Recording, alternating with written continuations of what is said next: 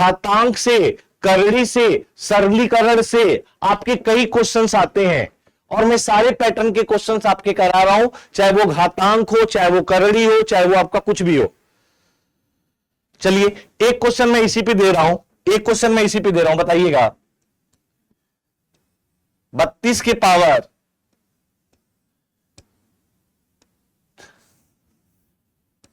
3/10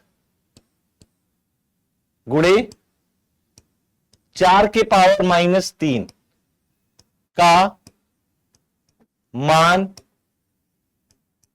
ज्ञात कीजिए। जल्दी बताएं भाई, जल्दी बताएं इसका मान क्या होगा, इसका मान क्या होगा। एक बार सभी लोग ध्यान दें। यहां पे देखिए पहले 32 है और यहां 4 है, तो हम 32 को क्या लिखेंगे? 32 को पहले देखिए क्या लिख सकते हैं, 2 से भाग दे दीजिए 16, फिर 16 को 2 से भाग दे दीजिए 8, फिर 2 को 8 से भाग दे दीजिए 4, फिर 4 को 2 से भाग दे दीजिए 2, फिर 2 को 2 से भाग दे दीजिए 1, है ना। तो हमने 32 को लिखा कि 2 के पावर 5।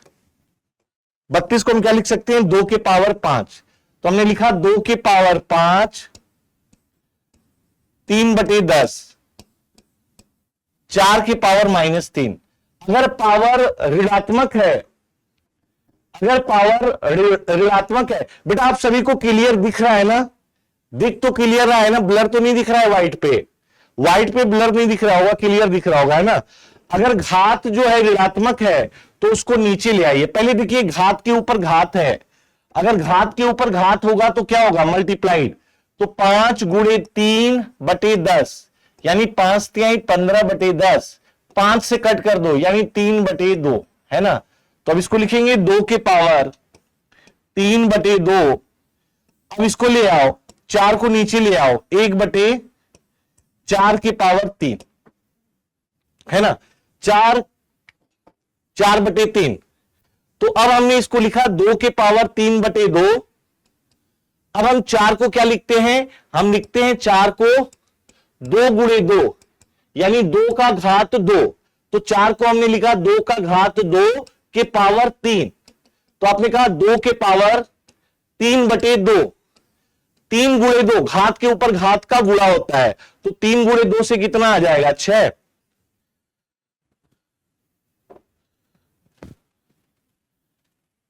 अगर घात के ऊपर घात होगा तो गुणा आ जाएगा, तो 3 गुणे 2 से 6। अब दोनों का आधार सेम है तो पावर को ऊपर ले जाओ, 3/2, 6 को ऊपर ले जाओ -6, है ना। तो अब हमने कहा 3/2 -6/1, 2 एलसीएम ले लो तो 3 -6 दूनी 12 यानी -9/2। तो यह आ जाएगा 2 के पावर -9/2। आप में से कितने लोगों का ये जवाब आ रहा है बताएं? तो इस तरीके से हमारा घात का गुणा होगा, इस तरीके से हमारा घातांक का गुणा होगा, ये ध्यान रखिएगा। चलिए ये बताइएगा, इसका मान बताइए।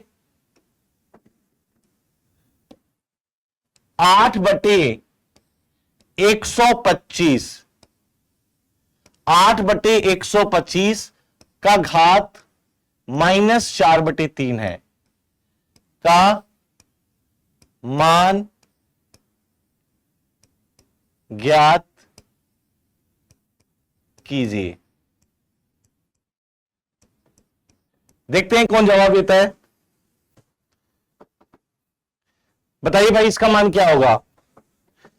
पहले देखिए घातांक ऋणात्मक है, तो सबसे पहले हम ऋणात्मक घातांक को क्या बनाएंगे? धनात्मक।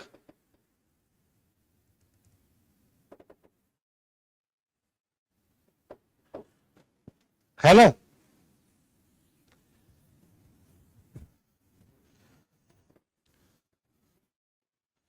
बताइए भाई, जल्दी से जवाब दें इसका।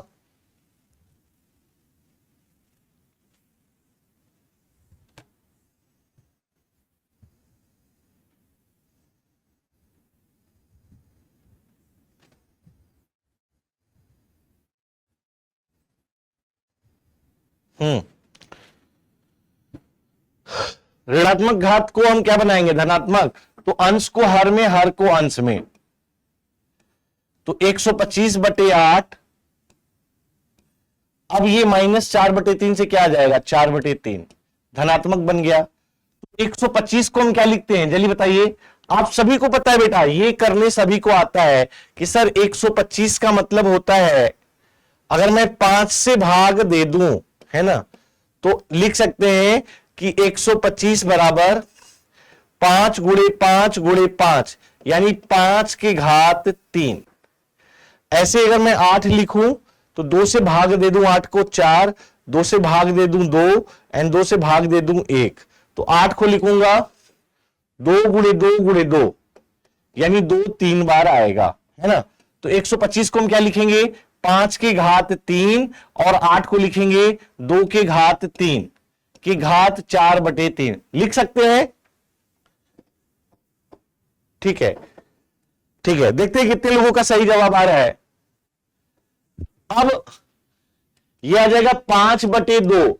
अब ये दोनों के घात 3 है, अब ये 3 दोनों के घात है, और ये 4/3 है, तो घात का 3 से 3 कट जाएगा, कट जाएगा ना, घात का आपस में गुणा होता है, तो 3 गुणे 4/3 से कितना आ जाएगा, 4 आ जाएगा, यानी इसको लिखेंगे 5/2 की घात 4, यानी 5 का गुणा 4 बार, 5 गुणे 5 गुणे 5 गुणे 5, और 2 का गुणा भी 4 बार, 2 गुणे 2 गुणे 2 गुणे 2, तो ये कितना आ जाएगा, 5 पचे 25, 125, 5 625, और 2 दूनी 4 दूनी 8 दूनी के 16, तो 625/16।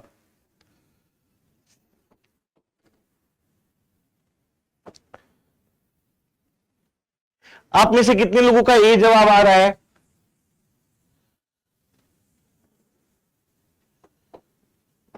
ठीक है, आगे बढ़ा जाए। घातांक को इसी तरीके से हम सरलीकरण करेंगे, ये ध्यान रखिएगा। घातांक का जो सरलीकरण होगा वो बिल्कुल इसी तरीके से होगा। ठीक है, नेक्स्ट बताइएगा, 2 के घात n बराबर 64, तो n का मान ज्ञात कीजिए। हाँ, n का मान ज्ञात कीजिए, बताइए भाई।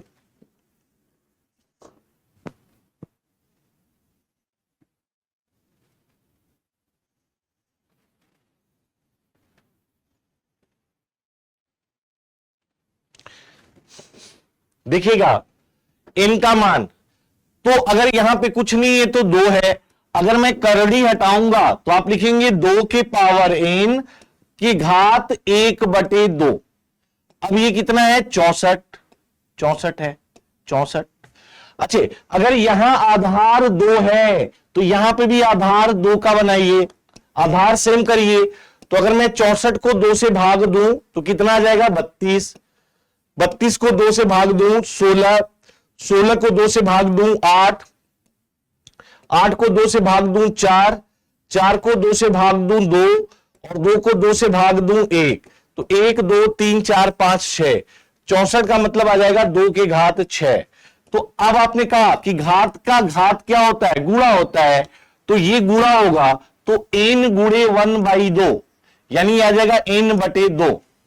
तो n/2 बराबर हमने लिखा 2 का घात 6। क्या ये एकदम सही है? क्या आप सभी का ये जवाब सही है? अब दोनों तरफ आधार सेम है ना। अगर दोनों तरफ आधार सेम है, देखिए बेटा, यहां पे भी आधार 2, यहां पे भी आधार 2, तो ये मैंने आपको बताया था कि अगर a के पावर x बराबर a के पावर y, अगर दोनों का आधार सेम है तो दोनों का घातांक क्या होगा, बराबर।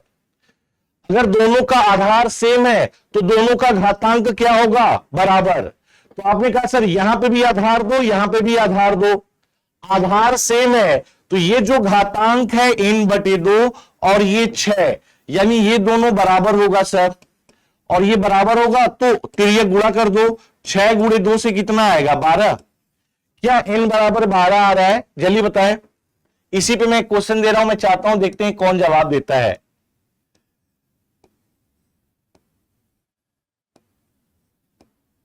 3 की घात n बराबर 81 है तो n का मान ज्ञात कीजिए।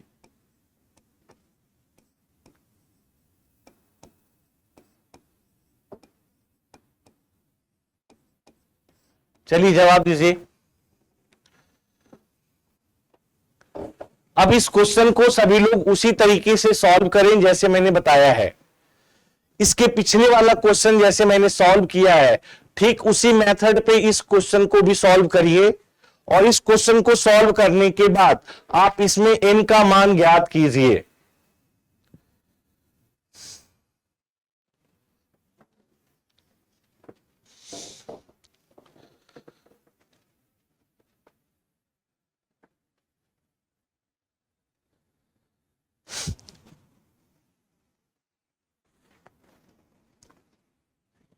चलिए बताएं भाई।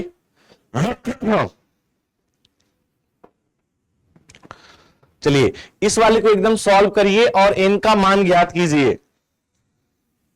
आपने कहा सर यहां पे आधार 3, अगर मैं ये हटाऊंगा तो 3 की पावर n है ना। अब यहां 3 है तो 1/3 आएगा, 1/3।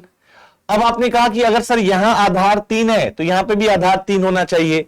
तो 81 को तोड़िए, 81 को 3 से भाग दीजिए, कितना आएगा 27। फिर 27 को 3 से भाग दीजिए, कितना आएगा 9। फिर 9 को 3 से भाग दीजिए, कितना आएगा 3। फिर 3 को 3 से भाग दीजिए, कितना आएगा 1। तो 81 को हम क्या लिखेंगे, 3 कितनी बार है, 4 बार, 1 2 3 4। तो हमने लिखा 81 इक्वल टू 3 का घात 4, है ना। तो आपस में घात के ऊपर घात का क्या होता है, गुणा। तो n सही 1/3 से आ जाएगा n/3। तो आपने कहा 3n बराबर n/3 और यह आ जाएगा 3 का घात 4। अगर दोनों का आधार 3 है, दोनों का आधार 3 है, अगर दोनों का आधार 3 है तो पावर क्या होगा, घातांक क्या होगा, इक्वल। तो n/3 बराबर 4 आएगा, यानी 4 तिहाई 12। 12 एकदम करेक्ट जवाब है।